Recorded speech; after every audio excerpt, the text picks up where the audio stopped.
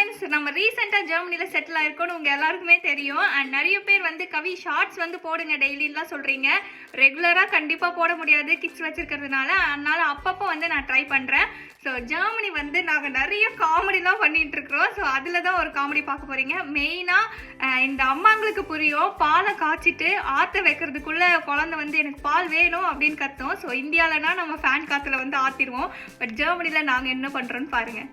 ஜெர்மனியில் இப்படி விண்டோவை வந்து ஓப்பன் பண்ணிட்டு இப்படி வெளியே வச்சிருங்க. பனியில் வந்து ஒரு 2, 3, 4, 5 செகண்டுக்குள்ள நல்லா வந்து பால் ஆறிடும். பால் குடிக்கலாமா?